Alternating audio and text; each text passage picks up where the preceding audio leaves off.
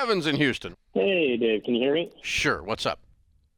So I'm calling in. I've been in a little bit of a pickle trying to decide what loans to pay off and whether or not to pull out of investment accounts that were set up for me when I was younger. My buddy Brandon recommended actually just calling on your show, which is why I'm here now. I've got actually, when I look at it total, quite a bit of debt. 95,000 total. 13 of that is a car, 7 of that is federal student loans, 42 is private student loans. And I'm paying just a little bit over minimum on most of those. I round up to the next 100. But I am. Well, what's the other 40 grand? Oh, sorry. 40 is private student loans. Well, you said 32. So you said 32 was student loans, 7 was student loans, and 13 was a car. Oh, shoot, I'm mixing them up. 32 is a rental property that I own. It's a house that I don't live in that I rent out. Okay. 42 is private student loans. Okay, now I'm there. Now I'm to 95. Okay. Yeah. Right, I'm caught up with you. And how much money you got in the bank from all these different things? So between my checking and what I consider my emergency savings, I've got 10,000. 9,000 that's sitting in kind of investment accounts. Some of that was set up before I was even able to talk. And then 4,000 that I had earmarked for some travel that I was trying to budget and save ahead for. Mm-hmm.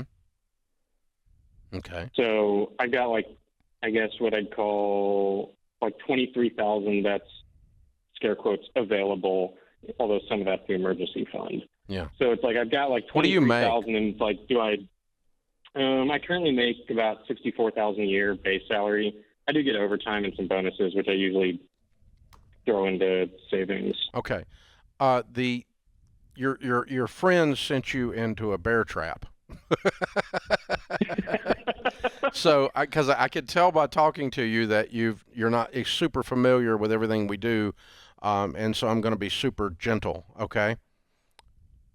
Is that okay? I have read Total Money Makeover, believe it or not. But I feel like I've definitely half-assed everything. Okay, well, you definitely have, yeah, without a doubt.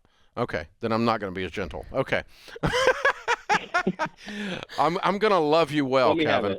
I'm going to love you well. So here's the thing. What you've got to decide is, are you going to keep doing what you've been doing? You don't have to decide it right now, but you do need to make that decision because, as you said, half-ass doing it doesn't work. Being half-butt it gives you half a butt. I mean, it's just that you're not going to get there. So the thing is, if you study the data, which we have done over the years with what millionaires do, people that become millionaires starting from nothing, and you have the potential to do that, the first thing they do is they clean up their debt because your most powerful wealth-building tool is your income.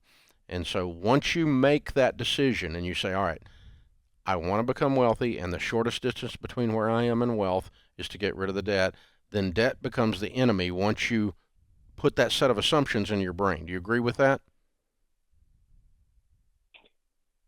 Yeah. Do you agree with that? I think so. Okay.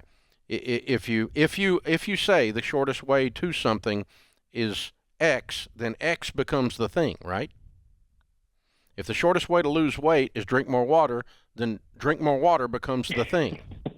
You follow me? Yes, absolutely. Okay, so you either decide that what we teach is right, or you decide it's not right, and you go find a different way of doing your life, and that's okay. I'm not mad at you for that. But millions and millions of people have followed this exact plan, and we've got data to back it up, and we've got lots and lots of case studies to back it up that it works. So, given that, yeah, you're not traveling anywhere. You're freaking broke. So your little travel fund goes on your debt. And you list your debts smallest to largest. You take 6 extra jobs. You don't see the inside of a restaurant unless you're working there. And don't talk to me about vacations. You're working all the time. You are a broke guy, and you need to clean this freaking mess up. And this is how I talk to myself when I got out, dude. So I'm going to talk to you this way because I love you and I want you to win. All right? So you list your debts smallest to largest, and you attack them with a vengeance. What's this rental worth? So it's a single-family house. It's about $50,000 in value. Good. Sell it. Sell it. It's a crappy little Even house. if it's a cash flowing property? It's a crappy little house. It's a lot of hassle in your life. You're not cash flowing $100 when all the smoke clears and the repairs on it. I own real estate. There's no margin in this deal. You got a 20% or 30% equity position, and there's no margin in it. And it's not the answer to your wealth building. I want you to get real estate later, and I want you to pay cash for it. But right now, it's a distraction, and it costs you money when the smoke clears are very, very close to it. It certainly costs you your time, and you're making $1 an hour screwing with this thing. So you need to get rid of it. List your debts, smallest to largest, and get in attack mode. And you could be debt free in like 14 to 18 months if you do what I'm talking about, and you follow the total money makeover. But you got to decide if you want to do that or not. Not everybody does. Les Brown, Christina Les Brown, the great motivator, said people change their lives when they finally say, I've had it. I've had it. I'm not doing this anymore. Yeah. And I think it's great that he called in because he's in a great spot to make that change right now. While 95K in debt sounds super intimidating, when you break down his situation, it's like he can do this pretty quickly if he sells the rental, if he pulls some of those investments from when he was a kid that, could go towards that debt. He's in a great spot. But like you said, he's just got to make that decision and go all in gazelle intense. I forgot about that other 20 grand. So we sell the rental, that gets rid of 30 of the 95. I got 42, I got 7, I got 13, and I got 1923 in the account. I got to hold 1,000 for baby step 1. So you got 22 to throw to this. So the car's paid off, the student loans are paid off.